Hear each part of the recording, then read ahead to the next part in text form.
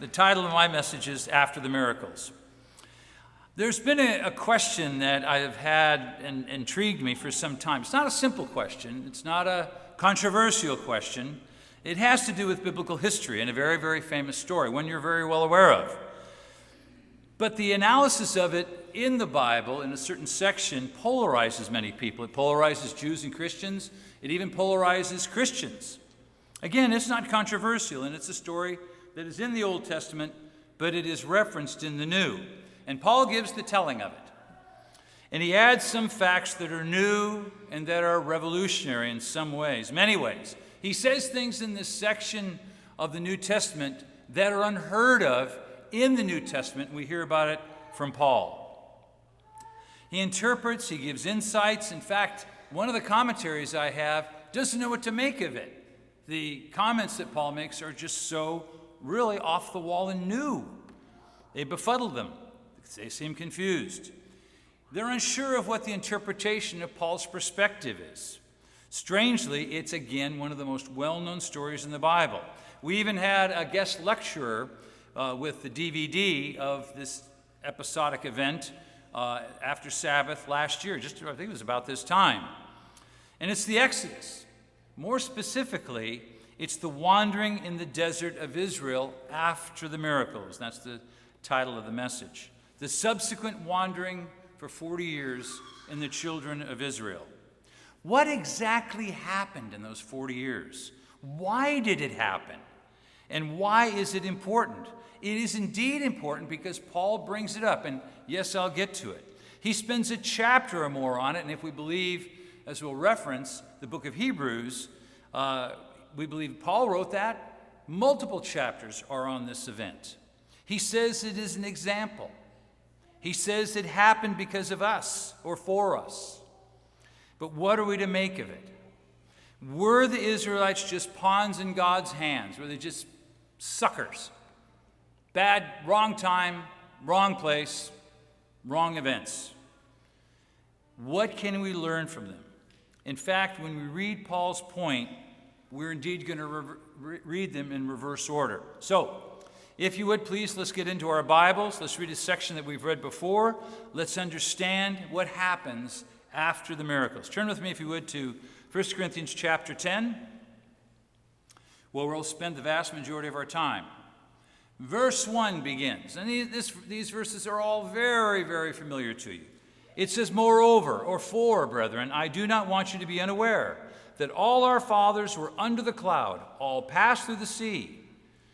Now right there, let's stop, full stop. Verse 1, the word "for" or "moreover," here Paul is alluding to something prior. And we're going to read this backwards. We're going to read chapter 10 first. Paul is alluding to the cloud and passing through the sea. He says all of them did it. After the miracles of the Exodus and the plagues of Egypt, Israel is delivered. The cloud led them to the sea, and they saw another miracle. Then they passed through the Red Sea, all of them, the Yam Suf, the sea of reeds or Sea of Red. It was a miracle. They also say that they are our fathers. Our fathers. Now, we had a very interesting discussion in men's discussion group. Men's discussion group. Men's MDG. Miller Genuine Draft. No, that's men's DG. Men's discussion group. And we covered a section in Corinth, and we talked a little bit about the background. Corinth was a Greek city. How many of you have been to Corinth? Well, quite a few of you. It's a fascinating place. It's Mr. Fish is probably about the size of this room. Old Corinth, right? It's not a very big place. The city of Corinth, modern Corinth, was much bigger. Fascinating place, but it was a crossroads, and they have the road still there, laid out. They can't fix the Interstate 10 coming out of San Bernardino to L.A., but the road in Old Corinth still sits there paved. And so this was a crossroads of civilization. It was a cosmopolitan area, but they were Greek. So when Paul writes the book of 1 Corinthians and 2 Corinthians, he's really writing to a group of people who are not usually what we would say Jewish. They may have been Gentile Jews, or they may have been Gentiles and become Jews. We really don't know, but we do know that it was a Greek-speaking audience. Corinth was Greek. And so when he talks to them about our fathers, he's linking these people to the fathers in the books of Exodus and Numbers as their fathers. Not real physical fathers as in a physical family, but as was alluded to in the first message, they are spiritual fathers. Therefore, there is this connection to them, and it's important. So he says, our fathers all were under the cloud, all through the sea. Then he says something very, very interesting. Now, by the way, that's just all verse 1. In verse 2, he starts out with the word again, all. All were baptized unto Moses in the cloud and in the sea. All ate the same spiritual food. All drank the same spiritual drink. And here's another shocker. For they drank of that spiritual rock that followed them, and that rock was Christ. This is unheard of. Now, you and I know this, but more than likely, this is the only time we see, at least in our New Testament, the books that we have, the letters we have of Paul, where he specifies this so clearly. He says, baptized unto Moses in the cloud and in the sea. Now, baptized unto Moses, cloud and sea, we can't take this too far because it is symbolic, right? A cloud is water vapor. I looked this up. I look things up when I don't know the answer. A large nimbus cumulus thunderhead can contain 2 billion pounds of water. Clouds are water vapor. And so there's water content there, obviously. So when he talks about the cloud, he's talking about the cloud that led them to the sea. Then he talks about the sea. The sea is, again, water. So symbolically, he says, they were baptized unto Moses, all of them. All ate the same spiritual food. What's that spiritual food? Manna. And anything they heard, it came from heaven. And we know that Jesus said he is the bread that comes down from heaven. So there's that typology. And all drank the same spiritual drink. Jesus said, come to me, you that wish everlasting life, because I speak with living waters. John chapter 7. All drank the same spiritual drink, for they drank of that spiritual rock that followed them, and that rock was Christ.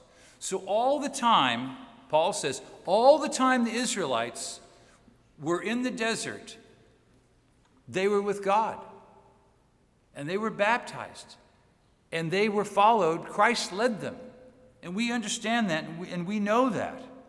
We know that that angel that followed, or that led the Israelites, the angel of Yahweh, we know that that was the anthropomorphism, we call it, of Jesus Christ, and this proves it right here.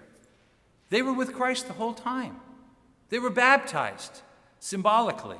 They ate bread, drank water, and there's this eating and drinking analogy. What does that make you think of a high day?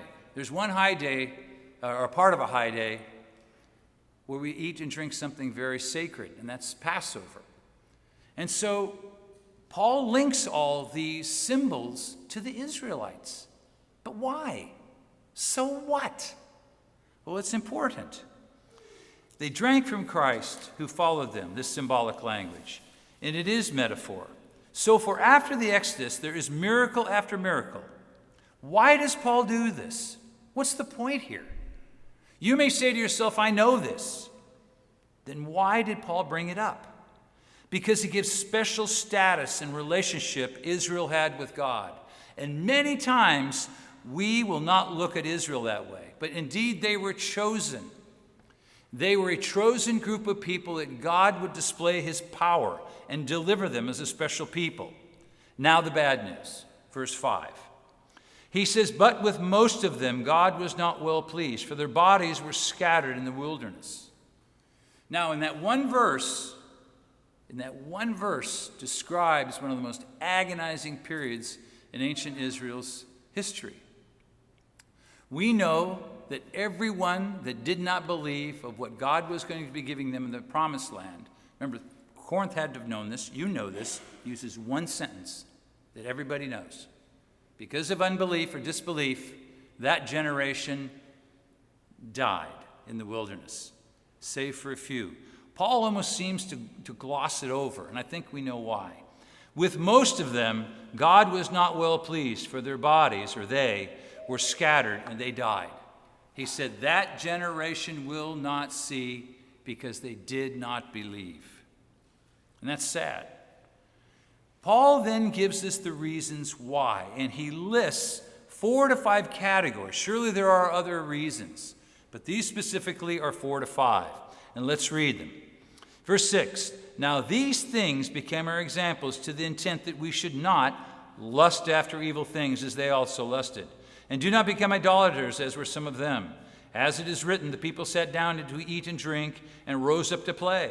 Nor let us commit sexual immorality as some of them did. And in one day 23,000 fell. Nor let us tempt Christ as some of them also tempted and were destroyed by serpents. Nor complain as some of them also complained and were destroyed by the destroyer. He says, now all these things happened to them as examples, that they were written for our admonition, upon whom the ends of the ages have come. There's a lot there. Paul goes over stories, and hopefully as the Corinthians did, in your mind's eye, you remember some of them. Let's look at a few of them. He says they're not to lust after evil things. The reference may be in Numbers or Exodus, where they longed for the fish of Egypt. They complained about the fish of Egypt they no longer could enjoy. So God delivered them with what? Manna. He delivered manna to them. So this is a reference to a very powerful miracle.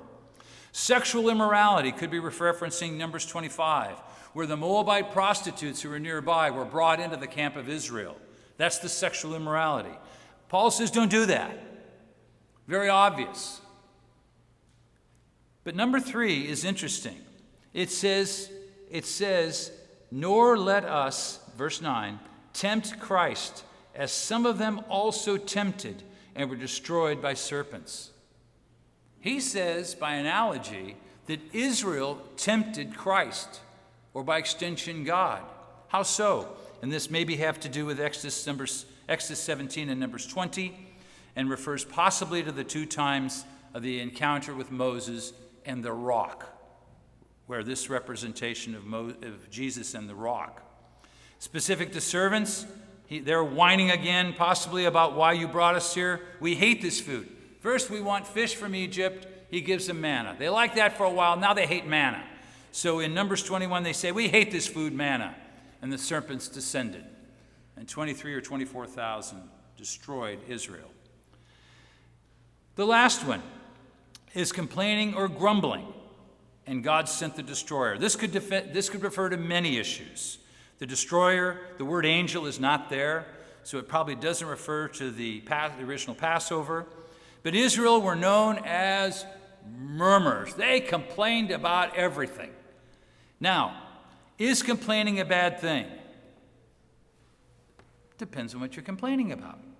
Depends on what you're complaining to and to whom. Complaining is often expressed where wrong is made. You complain about a wrong, and you should, right? How many of you have ever wrote a complaint? All right. How many of you have ever given a bad review on Yelp? Oh, look at the hand shoot up. Yeah, okay. How many gave you a bad review on Amazon.com? It's okay sometimes. It's a justified thing to do. That's not what he's talking about. What he's talking about is complaining to the wrong person about the wrong thing at the wrong time. You can even complain to the ministry, and you should. You should. But just remember, we're just as human as you are. But this is different. But when you complain, herein is where God is involved and what he had given them through the miracles. They were constantly complaining. They wanted something different, God delivered them. They wanted water, they got it. They wanted different food, they got it, man, and sometimes quails. They got it. It was never good enough. The bad part was they complained to Moses, and they complained to Moses. Here's the problem. They trusted Moses. Guess who they didn't trust? They didn't trust God. So they went to their human leader. And so they complained. They were delivered from Egypt. They were given manna and quail and water. It says through Paul, they were led by Christ to a new land. They had direct contact with God, and they complained. And they didn't complain to God because they didn't trust him. They didn't believe God. Paul gives a detailed account of how people called by God for very special reasons, by the power of God, can miss the mark. And with many, it cost them their life. But here he gives specifics for a very specific reason. They suffered this loss as an example. An example, Paul says, to us. I don't think it means that Israel suffered for us. In other words, we will make these people suffer so these people that read in Corinth understand. But let's read verse 6 and then verse 11. Now these things that were said before and will be said after became our examples to the intent we should not do what they did. Verse 11. Now, he bookends it and says, now all these things happened to them as examples, and they were written for our admonition, upon whom the ends of the ages have come. They were written down for all time. If I was an Israelite wandering around for 40 years, do you think I'd want that written? I don't think so, especially why I had to wander for 40 years. But it was written, and we can read it. And Paul says it's important that you understand it. And he gives reasons why in a minute. It is for us, so that when we read, we understand. Paul then takes the next few verses in stages. It has been said that verse 12 and 13 are some of the most important statements in the entire New Testament when it talks about the human condition. It says, therefore. Whenever you see a therefore or a moreover or a for, it's a specific Greek word. It means based on what we have talked about, therefore, we conclude. He says, let him who thinks he stands take heed lest he fall. Take heed, beware, warning.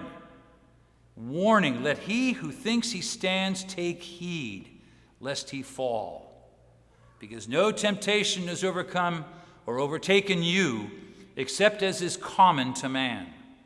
But God is faithful, who will not allow you to be tempted beyond what you are able, but with the temptation will also make the way of escape, that you may be also be able to bear it. The word is you.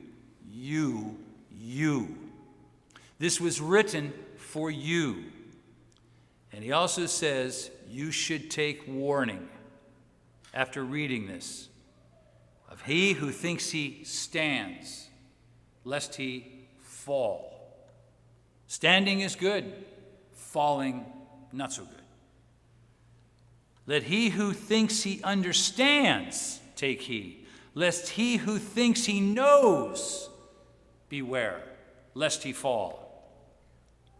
This is important because it speaks to a human trait that we were all infected with. This verse in 12 says arrogance. Arrogance. The lack of humility. It is for us that we're to understand this. It also says, because of what we've read, it speaks to a number of things. It says, beware of looking at other people. It says, beware of judging other people, their sins, their faults. There's no there here. There's a you. It's easier to say of the Israelites, and I've heard this or read this, basically, quote unquote, Israel, bunch of losers. They failed. I mean, wow, epic fail. Well, they didn't have God's Spirit. Well, brethren, I believe they did. I believe they did. That is how huge this is. This is how important this is. I believe indeed that they were God's chosen people. They were not the part-time team. They were God's epic team. And I believe God has a future yet for them. Excuse me. Matthew 23, verse 30. If you want to turn there, we can. I'm going to quote it for you. It is in red in my Bible, and that's mucho importante, right? Very important. It's in red because guess who said it is in red?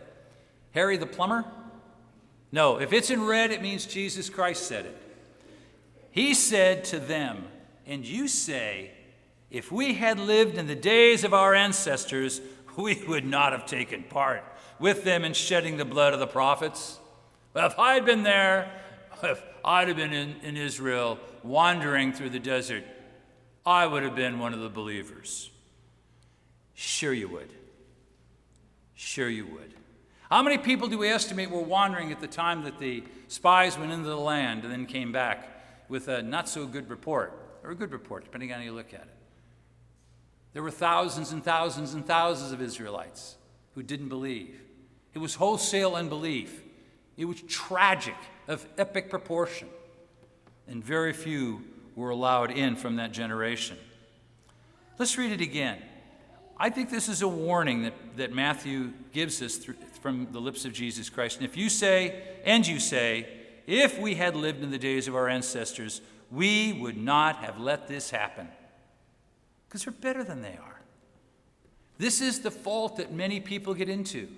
We judge other people by their sins and not our own. Yeah, sure. We're so righteous.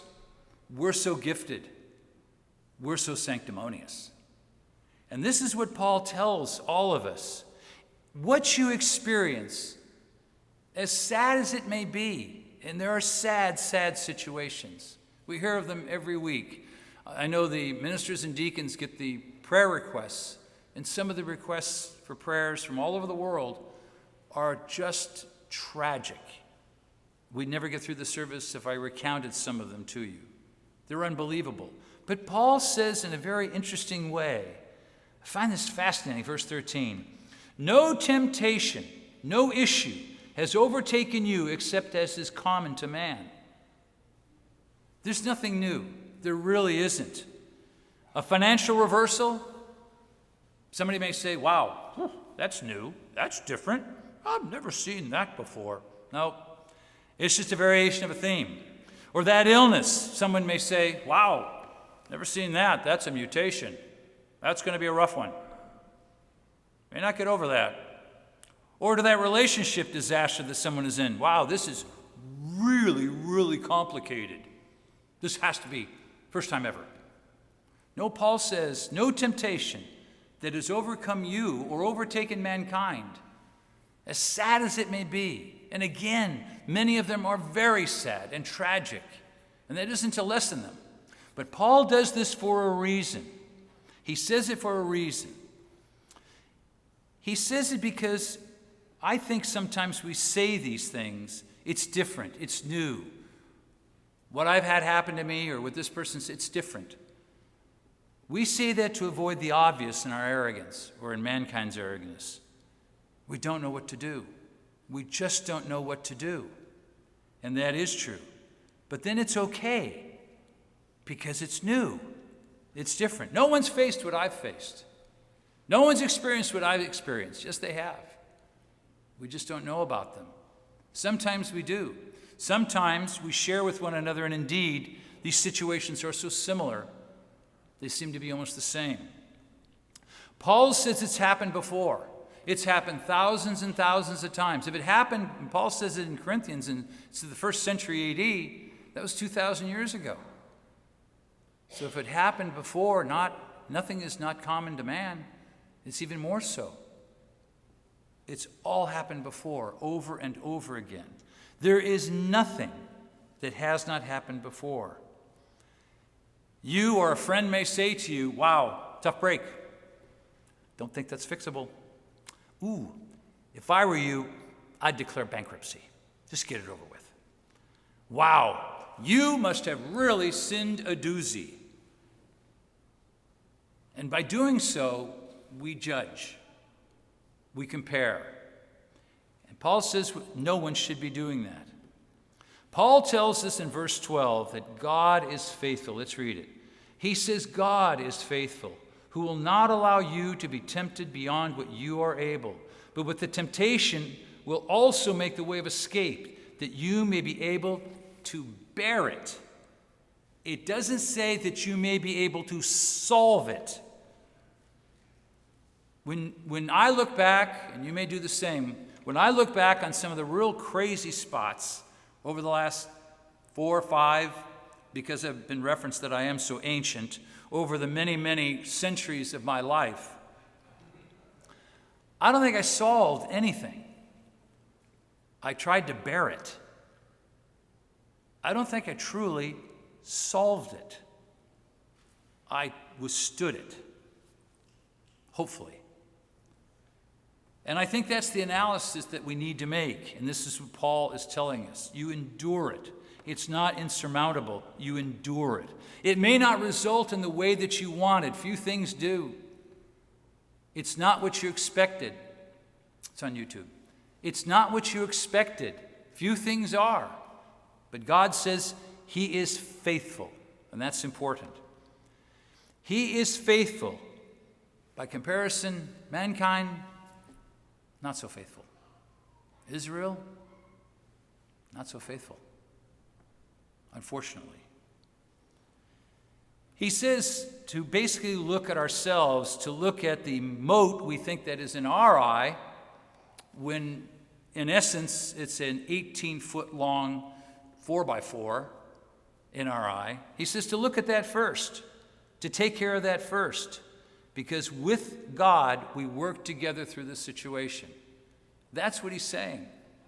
The parallels to Israel are inescapable, and that is why Paul uses this.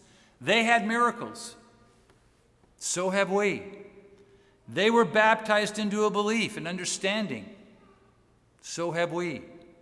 Christ has fed them, protected them, as with us. They succumbed to disbelief. We could as well. But, he says, yet God is ever faithful. God never left them. God never stopped protecting them. So, he says, do not compare yourself, lest you fall. Paul then shifts gears, same transmission. He's just changing gears. He's using the same transmission. And he says in the next few verses about other people and how we're to relate to them. So in verse 14, if you'll turn there. Now what I'm going to do is something a little different. I'm going to read this, and I'm going to try, it's very difficult, but I'm going to try and read this without a running commentary. Because after what we've just read about Israel and how we should respond and how God is with us, I want to continue, because he uses that very interesting word, therefore. I want you to note 2 things, though. He uses sacrificed meat in the marketplace. It's difficult to parallel. I was in Stater Brothers recently. I was allowed to by Becky. That's where she goes. And I said, can I come along too? She said, okay. So I got to go to Stater Brothers, and I went to the beef section. I looked and I looked. I promise you I did. Some of them looked like they'd been through a pagan sacrifice. I'm not sure what they were. They were very expensive. But Paul's analogy, when he uses these analogies, we need to transmit it to 21st century lingo, right? So my point is, we don't deal with meat sacrificed to idols. I hope you don't anyway. Hope you don't. So we translate it into what we understand today. We are not talking about doctrinal issues. We are talking about a cultural, local custom, an aspect. This is not talking about the Sabbath or the holy days or beliefs in clean or unclean. It's as it relates to meat sacrificed to Baal or Molech or some regional deity. The second thing is to note the word therefore, and that means from what we learned before. When you see the word therefore, remember what we've talked about. Verse 14, therefore, my beloved, free from idolatry, I speak as to wise men. Judge for yourselves what I say. The cup of blessing which we bless, is it not the communion of the blood of Christ? The bread which we break, is it not communion of the body of Christ? For though we are many, we are one bread and one body, and we all partake of that one bread. Observe Israel after the flesh. Are not those who eat the sacrifices partakers of the altar? What am I saying then? That an idol is anything, or what is offered idols is anything? Rather that the things which the Gentiles sacrifice, they sacrifice to demons and not to God. and I do not want you to have fellowship with demons. You cannot drink the cup of the Lord and the cup of demons. You cannot partake of the Lord's table and the table of demons. Or do we provoke the Lord to jealousy? Are we stronger than he? All things are lawful for me, but not all things are helpful. All things are lawful for me, but not all things truly edify. Paul says within the context of the law, these things are lawful for me. And he's speaking about meat and sacrifices. He says, let no one seek his own, but each one the other's well-being. Verse 25, eat whatever is sold in the meat market, asking no questions for conscience sake. For the earth is the Lord's and its fullness. If any of those who do not believe invite you to dinner, and you desire to go, eat whatever is set before you, asking no question for conscience sake. Remember, this is not about clean and unclean. This is specifically focused upon a local cultural issue. But if anyone say to you, this was offered to idols, do not eat it for the sake of the one who told you, and for conscience sake, for the earth is the eternal's in all its fullness. Conscience, I say, not your own, but that of the other.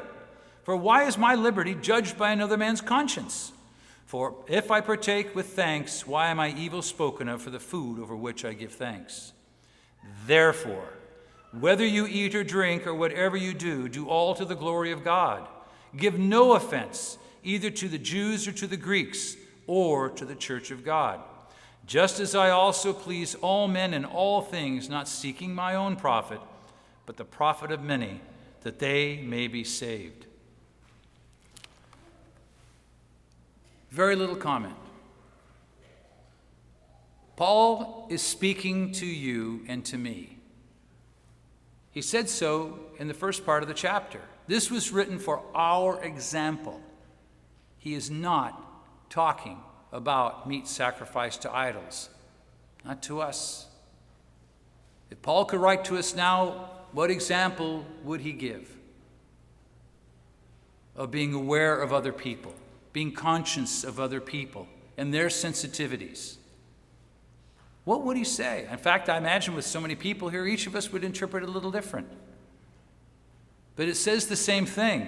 We all have been in those situations where we've been around other people. He says, you stand alone, but you're part of your community, both inside the church and outside the church. You need to be aware. And don't think too highly of yourself, lest you fall. He says, remember Israel after the flesh. That's another example. We've read backwards chapter 10 because there's something that went before. If you'll turn with me, chapter 10, by most commentaries, is a reference from beginning in chapter 8. And you will see some of the same themes in chapter 8 that we read about in chapter 10. Now, once again, if you'll turn with me to 1 Corinthians chapter 8, we're going to read, and again, I'm going to have very little comment, because I think the words, if we truly believe that the epistles of Paul are part of the New Testament and they are inspired by God in their original, which we do not have, and that they are applicable to us, then as we read this together, I want you to apply it in your own situation. I'm not going to tell you what it should apply to. You, each and every one of you, have your own conscience. Now let's read chapter 8. Now concerning things offered to idols, we know that we all have knowledge. Knowledge, however, puffs up, but love edifies. And if anyone thinks that he knows anything, he knows nothing, yet as he ought to know. But if anyone loves God, this one is known by him, God. Therefore, concerning the eating of things offered to idols, we know that an idol is nothing in the world, and that there is no other God but one. Now this is very interesting. Side comment. That an idol is nothing in this world, and that there is no other God but one. Verse 5. For even if there are so-called gods, whether in heaven or on earth, as there are many gods and many lords, that's a different subject for a different time. He's admitting that there is. Yet for us, there is one God the Father, of whom are all things, and we for him, and one Lord Jesus Christ, through whom are all things, and through whom we live. However, there is not in everyone that knowledge. For some with consciousness of the idol, until now it is as a thing offered to an idol, and their conscience, being weak, is defiled. But food does not commend us to God, for neither if we eat are we the better, nor if we do not eat are we the worse. But beware lest somehow this liberty of yours becomes a stumbling block to those who are weak. For if anyone sees you who have knowledge eating in an idol's temple, will not the conscience of him who is weak be emboldened to eat those things offered to idols? And because of your knowledge shall the weak brother perish for whom Christ died. But when you thus sin against the brethren, and he does call it that, and would wound their weak conscience, you sin against Christ.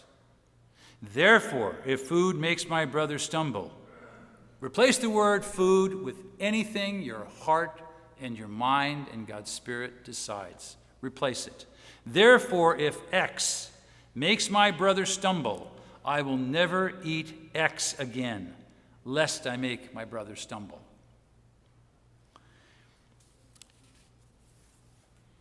It is an interesting parallel that Paul uses at the central point of chapter 8.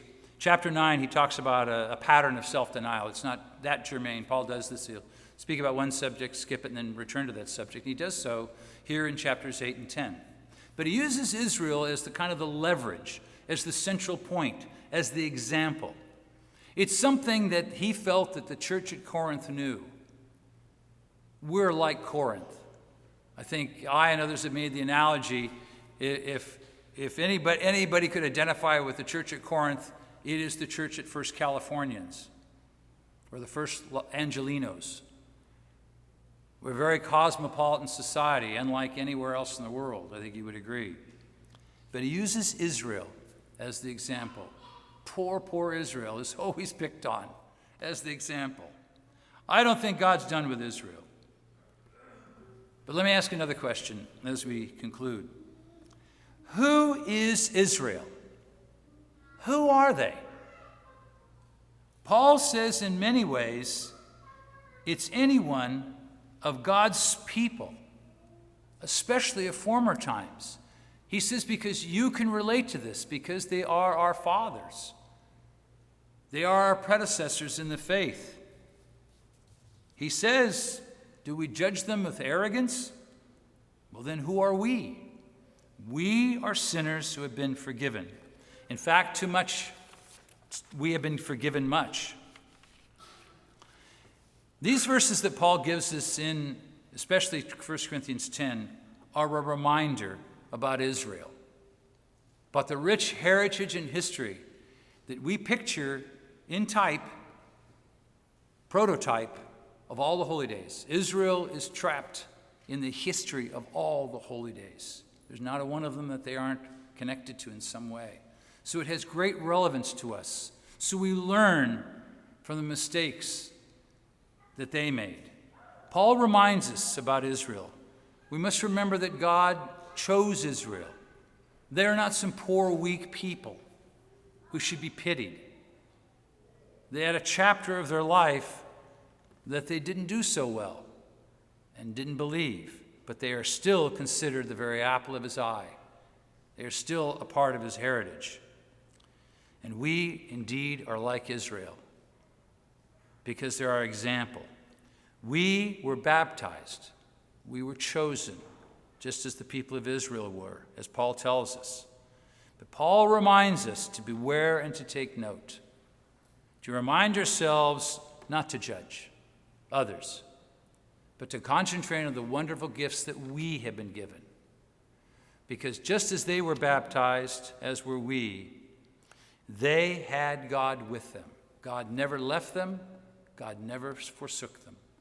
The pillar of the fire and the cloud, all the miracles throughout the wanderings, God never failed to protect Israel. and on into Canaan and on into Israel's history later through the series of kings and judges, God was with Israel. I think it's a lesson for us that Paul tries to put across, that God is also with us. He will never, ever give us a temptation or a trial that we may not succeed in eliminating, but that we will always succeed in bearing. So I think at this time, and I noted that Mr. Budge said we're kind of in holiday season. Shouldn't we always be kind of in a holiday season, moving transition from one to another? We're already talking about the fall holidays. And those fall holidays, they speak of Israel. They speak of this family that we're a part of. That we have a family within the church, we have an extension of family, and we also have the world. And in each and every case, we are to be aware of our surroundings. We're to be aware of how we speak to one another and how we speak to the world. But we should never, ever forget that God is always with us. He has always been with us, and he will be always with us.